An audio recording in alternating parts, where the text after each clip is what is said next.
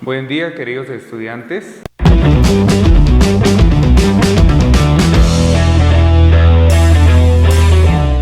A continuación les voy a explicar la lección 3, los factores intrínsecos y extrínsecos que pueden favorecer el crecimiento de microorganismos causantes de enfermedades transmitidas por alimentos.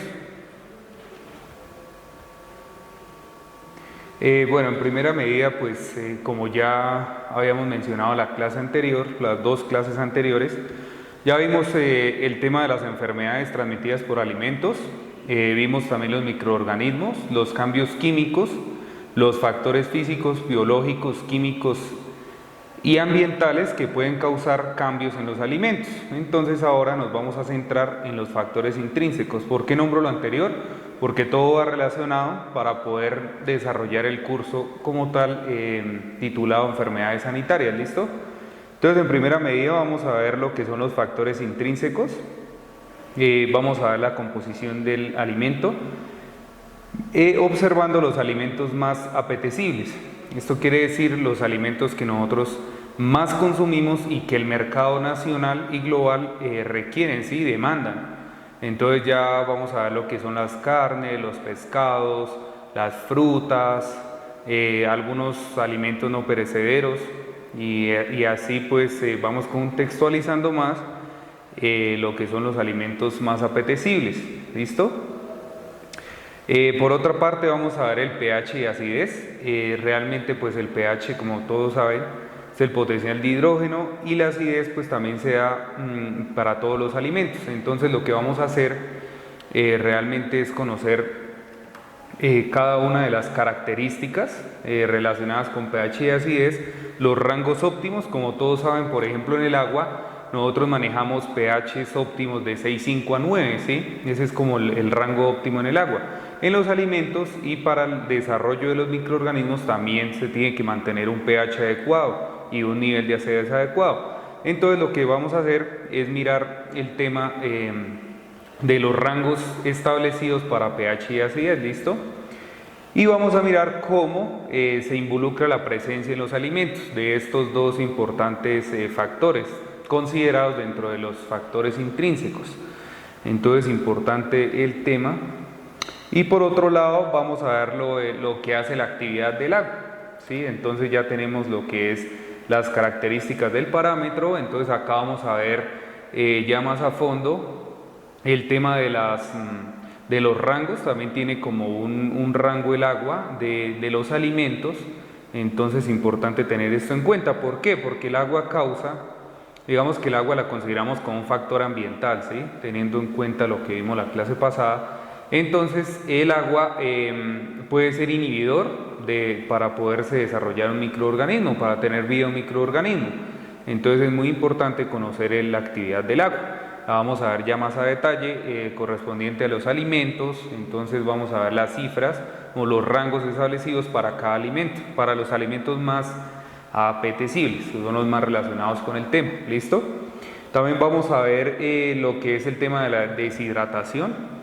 Ustedes tienen que tener en cuenta muy bien ese tema, el de la deshidratación, porque eso lo vemos en todo lado, no solamente en los alimentos, también lo vemos en el agua, cuando uno deshidrata los lodos, cuando hace tratamiento de aguas. Entonces es importante tener desde ya claro el tema de deshidratación, cómo se hace, por qué se hace, cuál es, digamos, bueno, nosotros siempre manejamos balances de masa, ¿sí? Entonces vamos a mirar qué entra y qué sale.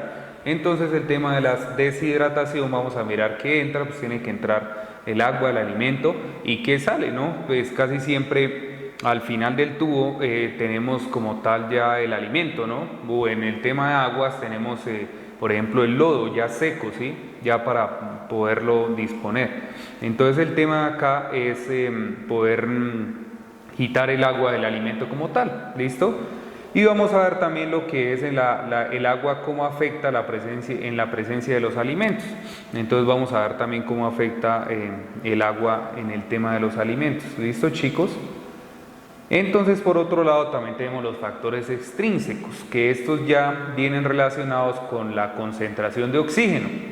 Entonces acá en la concentración de oxígeno vemos que tenemos tipos de organismos. Entonces, pues como yo les había comentado, los organismos dependen del ambiente donde se desarrollen, ¿sí? Entonces acá podemos, como pueden observar acá, tenemos organismos aerobios. La palabra aerobio quiere decir que siempre hay presencia de oxígeno, o sea que estos microorganismos u organismos tienden a desarrollarse en presencias con oxígeno. Los anaerobios es falta de oxígeno o ausencia de oxígeno, y facultativos quiere decir cuando un organismo se puede desarrollar ya sea cuando haya oxígeno o cuando no haya oxígeno, o sea, son como, digamos, como microorganismos con esas dos características, ¿sí? Importante también pues que ustedes vayan contextualizando estos términos. Realmente este término lo maneja uno mucho en el tratamiento de agua. Hay procesos también que llevan el nombre de aerobio, anaerobio más que todo para el tratamiento de agua residual. Entonces, como yo les dije, yo siempre los voy a encaminar a focalizar más que todo en el tema de lo que ustedes van a saber hacer, ¿sí? Que es el saneamiento ambiental. Entonces es importante conocer desde ya este tipo de términos, ¿listo? También vamos a ver la temperatura, que ya la vimos dentro de los factores ambientales, pero acá ya la vamos a ver cómo afecta como tal en el alimento, ¿listo? Entonces vamos a ver la importancia en el crecimiento. Entonces, ¿qué tan importante es la temperatura en el momento que el microorganismo pueda crecer, o sea, que se pueda desarrollar, ¿sí? Entonces vamos a ver cuál es la importancia de ese crecimiento directamente con la temperatura. También vamos a ver rangos de temperaturas óptimas. Entonces yo, como les hablaba, hay unas bacterias o unos microorganismos que ellos son, digamos que tienen como su punto débil con respecto a la temperatura. Entonces hay por ejemplo bacterias llamadas termófilas, que estas en temperaturas altas, ¿sí? En temperaturas superiores a los 100, 120 grados o hasta más, ¿no? Ellas pueden vivir y no se mueren, o sea, ahí pueden vivir tiempo y no se mueren. Y hay otras también que a temperaturas más bajas pues no resisten también la temperatura baja. Entonces todo ese tema lo vamos a ver más desglosadamente, porque realmente la temperatura es un factor muy importante considerado para los alimentos y para el tema de aguas, para cualquier tema. Realmente la temperatura nos afecta en cualquier momento. Entonces vamos a ver esto que es choque de frío. Entonces el choque de frío más o menos es cuando se mueren los microorganismos a bajas temperaturas, ¿sí? Entonces es cuando tenemos un alimento y de pronto, bueno, no sé, lo conservamos en la nevera para que no se dañe, para que de pronto no se altere la composición física y química, ¿sí? También tenemos el tema de la congelación, pues que este tema de la congelación es ya cuando se superan de pronto los menos 15 o menos 80 grados centígrados, ¿sí? Ya es cuando las temperaturas son demasiado bajas, entonces sucede ese tema de congelación. La congelación bueno, digamos, hablando lo del agua, ¿no? Entonces nosotros podemos tener el agua líquida, y podemos estar pasando a un estado sólido, ¿sí? Que ya es como se considera el hielo. Alguien me mencionó un tema importante, me dijo, profe, ¿por qué el hielo tiene de pronto microorganismos? Porque lo vimos en la clase anterior, pero realmente sí, o sea, la respuesta es sí, porque ya depende del agua, ¿no? O sea, si uno no le hace el tratamiento del agua adecuado, o sea, si no hace desinfección, pues obviamente va a tener el riesgo de que se pueda encontrar algún patógeno, algún tipo de patógeno en el agua, y entonces de pronto puede ser por ese lado, o porque hay microorganismos termófilos que ya pues de pronto bueno, los termófilos se pueden morir ahí, ¿no? Pero ya hay de pronto microorganismos que aguantan el frío, ¿sí? El proceso de congelación. Entonces, si realmente no aguantan, pues van a estar ahí inhibidas y pues van a estar ahí siempre, ¿sí? Bueno, también vamos a ver altas temperaturas. Entonces, pues interesante hablar del tema de las altas temperaturas, ¿sí? Entonces, ¿qué pasa cuando un alimento de pronto no se deposita en el refrigerador? O qué pasa cuando hay un microorganismo y le favorece la alta temperatura y se empieza a desarrollar, ¿no? Entonces, como yo les decía, ¿no? Realmente esos microorganismos se multiplican en cuestión de, qué sé yo, horas, tal vez días. Y pues esto causa enfermedades, ¿no? Enfermedades ya sea de tipo infeccioso o intoxicaciones, ¿listo? Y por último, aquí para los factores extrínsecos tenemos la humedad, que la humedad relativamente tiene relación con el agua, ¿sí? Entonces vamos a ver también la humedad, qué es, bueno, qué relación tiene con el crecimiento microbiano. Vamos a tener las vías de contaminación, que es importante pues considerar que, no sé, por ejemplo, yo me lavo las manos y cojo un alimento, entonces de pronto al tener contacto con el agua yo puedo alterar ese alimento, ¿sí? Por medio de la humedad, ¿sí? Entonces esos temas son importantes pues realmente para tener en cuenta dentro de los factores extrínsecos, ¿listo? Por otra parte ya tenemos la parte 2 del desarrollo, ¿sí? El desarrollo, entonces acá ya vamos a ver una clasificación de alimentos según el tipo de riesgo, ¿sí? Entonces tenemos un riesgo alto, que puede considerar todos los alimentos que tienen que ver por ejemplo acá como lo ven en la imagen, tenemos carne, pescados, el pollo tal vez, o sea, ¿por qué? Porque estos animales están en contacto con el ambiente, ¿sí? Entonces como yo les colocaba el ejemplo de la vaca, ¿sí? Entonces la vaca produce la leche, pero la vaca consume agua y no sabemos si el agua que consumió puede tener patógenos, entonces esto es como un proceso, entonces por esto estos alimentos cárnicos, más que todo, se consideran de alto riesgo, ¿listo? Tenemos ya el mediano riesgo ya es todo lo que tiene que ver con pastas, harinas, o sea, son alimentos que de pronto por su naturaleza no tienen el mismo riesgo que puede tener las carnes, ¿sí? Entonces por eso se considera con mediano riesgo.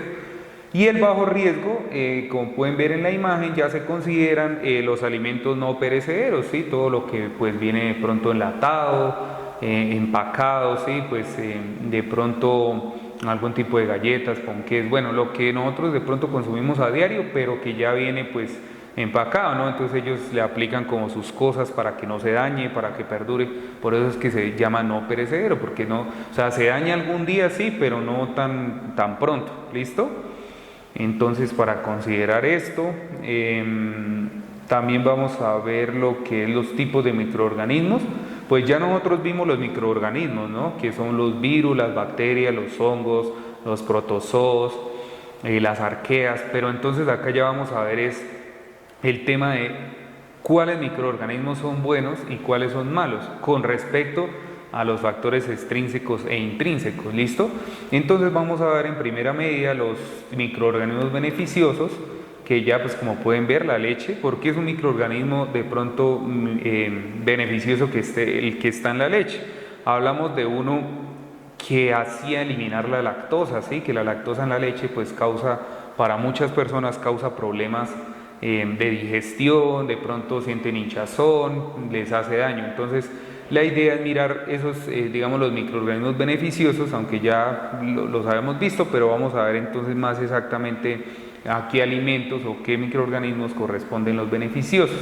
También están los alterantes, que los alterantes digamos que están como en la mitad, ¿no? Están como en la balanza, entonces ni son buenos ni son malos, pero ayudan realmente. Entonces acá como podemos ver, estamos cortando un alimento y de pronto al cortarlo aparece ahí el microorganismo, entonces estos son como los alterantes que se consideran así. Y ya vienen los famosísimos patógenos, que realmente pues estos ya son los que causan daño, ¿sí? Los que nos provocan una intoxicación o una alteración en nuestro organismo, ¿sí? En nuestro diario vivir, entonces esos son los patógenos, ¿listo? Y ya por último pues vamos a tener un entregable, y entonces ustedes van a desarrollar un mapa conceptual en donde ustedes deben seleccionar un alimento de su elección y evaluar los factores intrínsecos y extrínsecos de acuerdo a lo explicado, y por medio de un mapa conceptual deberá plasmar la explicación de los siguientes criterios. Entonces lo que ya vimos, los factores intrínsecos, composición del alimento, pH y acidez, actividad del agua, y por otro lado los factores extrínsecos, lo que es la concentración de oxígeno, la temperatura y la humedad. ¿Listo? Entonces ustedes deberán clasificar el alimento y decir los posibles microorganismos que lo afectaría, ya sea beneficioso, alterante o patógeno. Entonces vamos a mirar también ese tema, ustedes lo van a plasmar en esa actividad, en ese entregable número 3, y para darle desarrollo a esa actividad. ¿Listo? Herramientas que pueden tener para realizar el mapa conceptual, podemos tener dos, ¿no? El Office y el online. los que yo he manejado, los más conocidos. El Office ustedes lo pueden hacer en Word, en Excel, en Visio, ya es decisión de ustedes. Y esas 4 páginas realmente está Xmin, SmartDraw, Midgenius y MidManager. Entonces estos son en línea, son fáciles de manejar, solamente hay que ingresar un usuario con su correo, tal vez una contraseña, y ahí ya los va a dejar dibujar el mapa conceptual. Escrito no se puede, ¿por qué? Porque la idea es que ustedes manejen herramientas tecnológicas, ¿no? Para visualizar de manera acertada la información. Entonces tal vez pues yo no puedo ver de forma acertada la información en mano escrita, entonces por eso escrito no se puede. Entonces esto pues es como parte de lo que del tema 3, de la lección 3, de los factores extrínsecos e intrínsecos. Entonces muchas gracias por su atención, saludos.